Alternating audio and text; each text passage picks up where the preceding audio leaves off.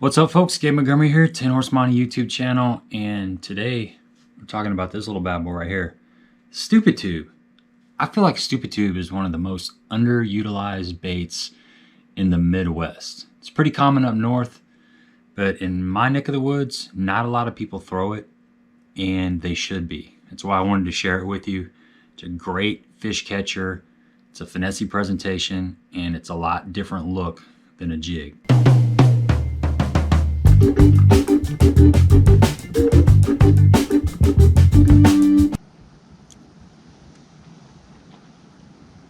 Get him. What is it?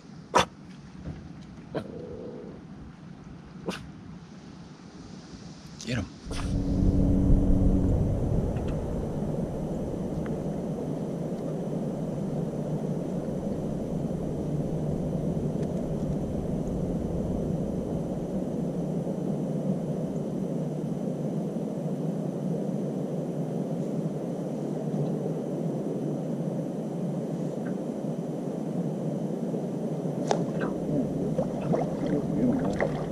Ooh, that's a good one, guys. We're on that lay down. Nice. Right off that lay down. Oh, he got off. Gosh dang it, he's barely hooked. That fish was in like 2 foot of water off a piece of wood.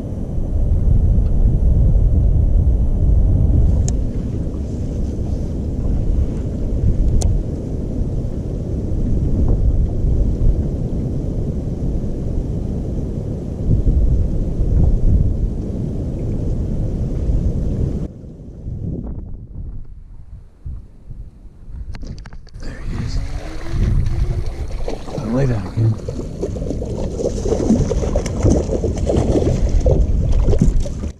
Alright. Off that little lay down. Boom. Fat little sucker. On windy side. Lay into that wood. See how that little tree's coming down? Little tree's coming down to the water. He was right off the end of that. Little Stupid Tube. He ate it good too. There we go, folks. That's what you want to see right there. Ate like he was supposed to. It hooks way down his mouth. A lot of fun. Little Stupid Tube. It's a good alternative to a jig. It's a little more finessey. You need like a 7-foot medium heavy rod with, you know, like 15-pound test. But just kind of a alternative to a jig. It's got that nice spiraling, you know, fall. I started fishing the Stupid Tube in probably 2015, 2016. And I found out about it through the BFLs and the LBL division. Those are Kentucky Lake and Barkley Lake. Charles Harden, he was a coal angler, very successful coal angler in the LBL division, and I kind of started bumping into him. And he introduced me to the Stupid Tube. And it's something that I've always got in the boat. Any time of the year, it seems to draw bites. So let's talk a little bit about some of the brands, you know, how to rig it up, the setup, that kind of thing. There's several companies out there that make tubes, but the two brands that I've been using the last several years for the Stupid Tube are Charmer Baits Company, made in the USA. They've got probably, I think, 5 or 6 different colors. Good tube, and also the Crocagator tube. Same thing, 5 or 6 colors, maybe more, maybe less. But similar profile. I'll pull both of these tubes out. They're basically, I mean, they're about identical. It's a 4-inch flipping tube. And I'm kind of digging the 4-inch flipping tube, but you can see they're pretty close. You know, the Crocagator has a little bit longer tail, but basically almost the same tube, the same thickness, same size. And the wall, the tube wall is real important. You don't want like a double dipped tube like most of the guys for like flipping. If you're flipping, punching a tube, some people like that really thick double wall because you got a straight shank hook. You don't have to worry about it as much. You don't want that on the Stupid Tube. You want kind of a thin walled tube, something that will bunch up because you're not throwing this on a big old 5/0 flipping hook. You got a smaller hook, so less plastic is better. You get a slower fall rate, you get a little bit more action. But Charmer Bait Company, Crocagator, both make excellent tubes. As far as colors, you can't go wrong with green pumpkin. This is a hybrid of green pumpkin. It's got a little bit of kind of purple in there, a little bit of maybe black, It's more of a gourd green. It's actually called Deb's Dynamite. This is my go-to color when the water is stained. Springtime, you get a lot of winter rains, you get a lot of spring rains. You're typically going to have some stain in the water. This is an excellent color. 3 foot of visibility or less. It's hard to beat this color. If you got a little bit clearer water, or if you're trying to mimic a bait fish or a shad, this crocodile tube in like a smoke purple is hard to beat. So these are 2 colors of tubes that you definitely want to have. Something that's green pumpkin to represent crawfish, a bluegill. Something that is kind of smoky to represent the bait fish. The other color that you would probably want to have is a black neon, something that's black, or a black and blue, you know, for really dark water. Although this does perfectly fine in really dark water. Doesn't matter how dirty the water is, this color is excellent. So 2 different colors, same size, 2 different companies.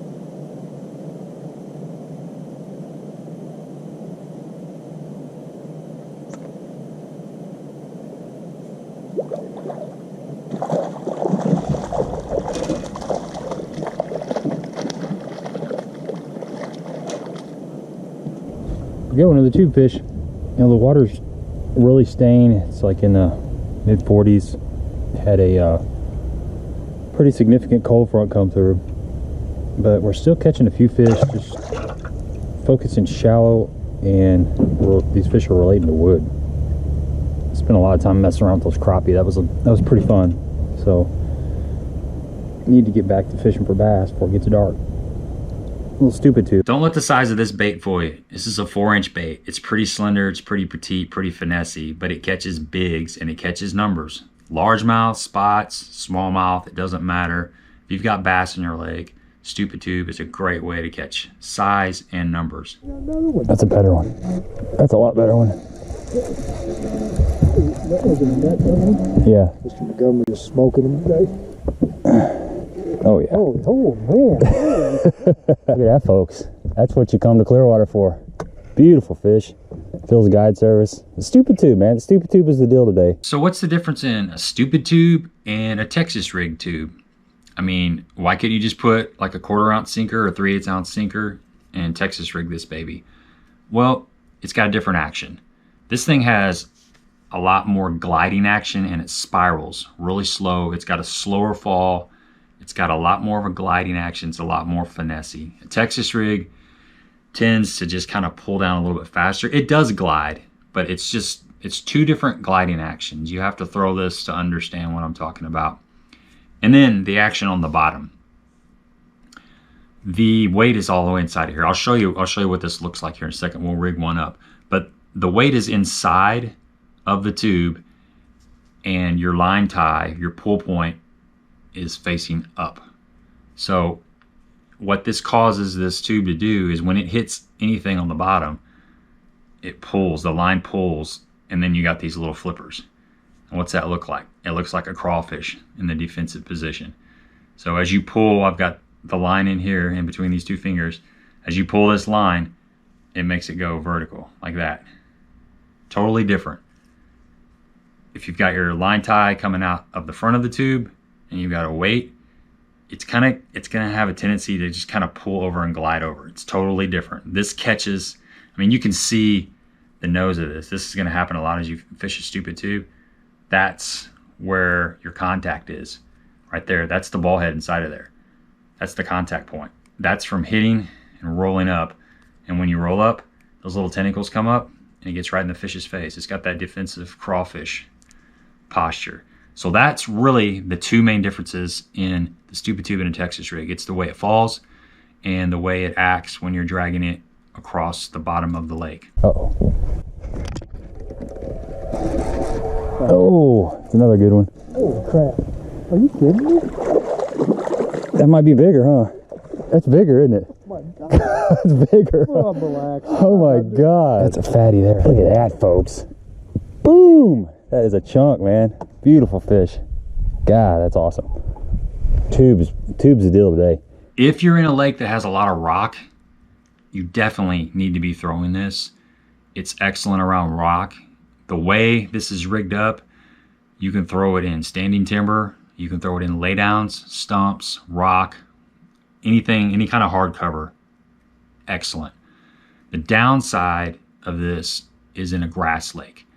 It has a tendency to get grass build up around this line tie. Texas rig tube will come through grass a whole lot better than the stupid tube. It's just the way it is. It's just the dynamics of the bait. But having said that, you can still pop this and snap this through grass if you have some pretty crisp grass, excuse me, especially deep grass. So don't rule it out if you're on a grass lake, but if you're on a rock lake, rule it in. Definitely 100% you need to be throwing this thing around. Another thing that's great about this bait is it skips like mad. I mean, it's like butter. It slides up under docks, laydowns, because there's nothing to stop it. You know, a jig, you've got the skirt material, you've got the big lead head. This, everything is inside of this piece of plastic. It's smooth all the way around. This thing just skips. It's crazy, crazy easy to skip. You can slide it back in there anywhere you want. And it's got that bait fish, like the little bluegill profile, and it's got that crawfish profile when it gets down. So if you guys like skipping docks, stupid tube's the way to go. You like fishing rocks, stupid tube's the way to go. If you're in grass, it's still a good idea to try it. You'll know if it's gonna work, and you might have to pick and choose where you throw it, but don't count it out in grass lakes.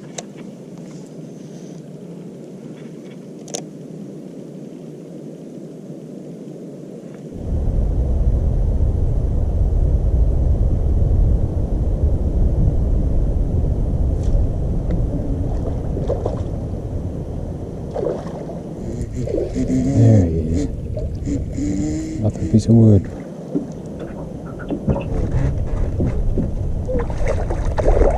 There we go. Alright. Decent fish. Just focusing on wood, shallow wood. The water temp's like 40, what is it? It's like 45 degrees, 44 degrees, something like that. Just throwing a little stupid tube, flipping it around this wood. Pretty fat fish. Kind of got a little belly on him. But man, it's slow. It is slow, just pecking around, man, pecking around. Beautiful day out here. Let's talk about the setup, the rod, the reel, the line. I like 15-pound fluorocarbon. 15 pounds seems to be the perfect size diameter for fishing the stupid tube. You could go 17, you could go 20, but you're gonna lose a lot of action. This is still like a finesse type style of bait. So as with any finesse type bait, the heavier the line, the more you lose that finesse type feel and it impedes the action. I wouldn't go anything smaller than 12, but to me 15 is perfect. You can throw it around laydowns, stumps, and rock. You don't have to retie all the time. So that's what I decided on. That's what I went with, and it seems to be just fine. As far as a rod, 7-foot medium heavy rod. This is just a Falcon Cara, something I've been fishing with the last 3, 4, 5 months. Great rods. It's got kind of a soft tip. You can skip it under docks, you can skip it into laydowns and stuff, but you still got enough backbone to get that hook in them.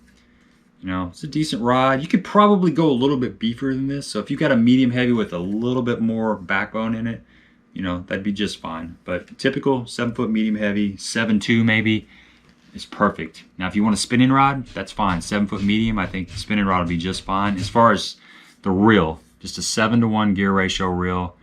Whatever brand, does not matter. So the rod is key, the line is key. 15-pound fluorocarbon, 7-foot medium heavy rod, you will be in business. Another thing that happens that's unique about this is as this bait loads up, as you're pulling the line and it starts loading up like this, you'll feel it load up, and if you pop that rod, it actually makes it pop up. It'll flip up like this, and this tentacles kind of do this. So it's a unique action. It's a finesse action.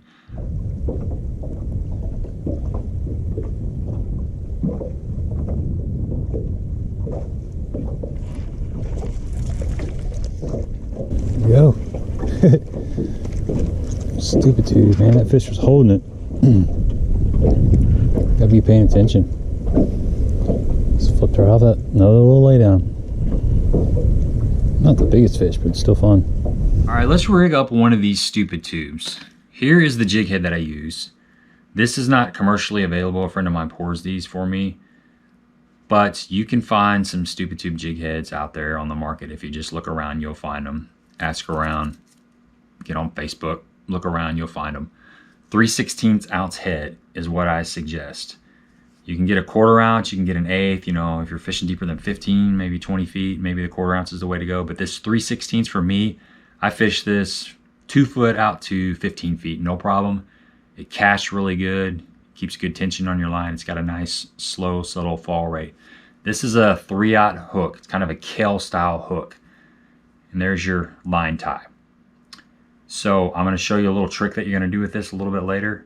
But for now, let's rig up the tube. I got this Crockett Gator tube. First thing you want to do is you want to spread all these tentacles, the legs apart.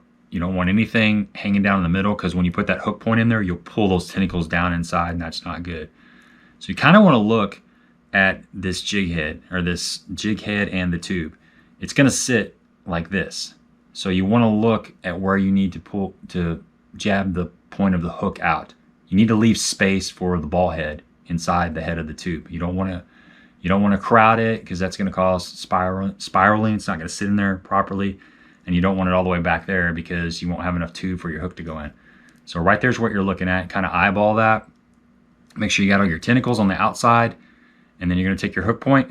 You're going to come in, and you're going to kind of loosely remember where you need to bring that hook point through.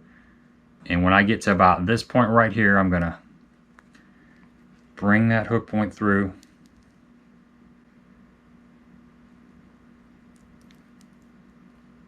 See, we're right there. And now I'm going to take this tube. When I get to this point right here, I'm going to take my tube and I'm going to kind of just put some saliva in there. It helps this lead slide down the inside of the tube wall a lot easier. So we're right here and we're just pulling on this bend of the hook. And we want to kind of force the tube over the eye of the hook and just pull it down. It's lubricated, so it's going to slide down. So we get to this point right here, we're going to just take our 2 fingers and just push, and the line tie is going to pop out of the tube. So now we're sitting just like this. Now, this is where I'm going to make a little bit of an adjustment, and we could have done this before we put the tube on, but I'm going to take, well, let's rig this up and I'll show you why I do what I was getting ready to do. So all you're going to do is just expose this. You're going to pop the hook point through there, bring it up like that. There you go. It's ready to go. This hook point bends in towards the actual lead part, the head, the ball head. So right now it's pretty snag free, but I will still Texpose it. I can just slide the plastic forward and then back, and it's the hook points in there. But what I do, I take it one more step. I'm going to take some pliers and I'm going to open this gap up a little bit. This makes a big difference. This probably increases your hookup ratio like 20% more. So all you do is just grab right here with your pliers, thumb right here, and just open that up a little bit. Just open it up, not a whole lot. See how that hook point is still coming back in? It's pointing down, you know. Now, if you get the hook in a fish, you lock them up good, but you're gonna miss some fish if you keep that point down. So you need to open it up a little more. There you go. That's what we're looking for right there. This hook point's facing above the eye. So now I'm just gonna rig it back up.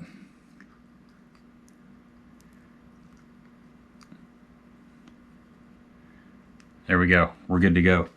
That right there, just bending that little, just opening that hook up is going to add, like I said, you're going to catch 20 to 30% more fish just by doing that one little trick right there. So that's the stupid tube. It's very simple. Cast it out. It's going to spiral down through the water column. You're going to get fish on the fall. Once it gets down to the bottom, you're just going to fish this thing basically like a jig, you know, a shaky head. It's got different action than a jig on the bottom. It's more finessey. It's got that stand-up presentation when it hits something. And I think you guys are going to like this. One more tip is when you're reeling it back, you will have a tendency to get line twists, because this thing, there's nothing you can do about it. It wants to spiral. So there's a speed at which you can reel it back. If you reel it back in too fast, it's gonna spin. If you reel at the right pace, it's gonna keel and it'll run straight to you. So pay attention when you're reeling this thing in and figure out the right speed to reel it in. If it's going really crazy, you probably got it rigged up wrong. If it's spiraling too much when you're reeling it in, you've probably got it rigged up a little bit, you know, too much kink in it. So you might want to straighten it back out. But slow, reel it in slow, pay attention to what it's doing. And then sometimes, you know, you might have to stop and let your tube hang there for a little bit and let it unwind. It's just part of the deal. It's kind of like spinnerbait. Spinnerbait gets line twist all the time. Get you some of these tubes, get you some jig heads, go out and try them. I think you'll be impressed if you haven't already tried them. If you guys have, you know what I'm talking about, man. These things are killer. They're fish catchers. They catch big fish, small fish, numbers, everything in between. It's just a great bait. Once the water gets in the mid 40s, you can fish them all year long. But right now, this late winter through spring, the crawfish start coming out, the bluegills start getting active. It's hard to beat a stupid tube on any body of water.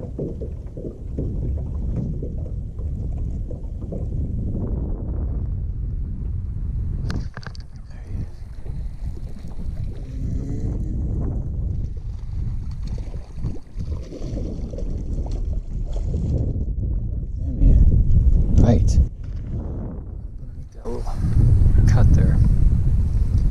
One more tip I forgot to tell you.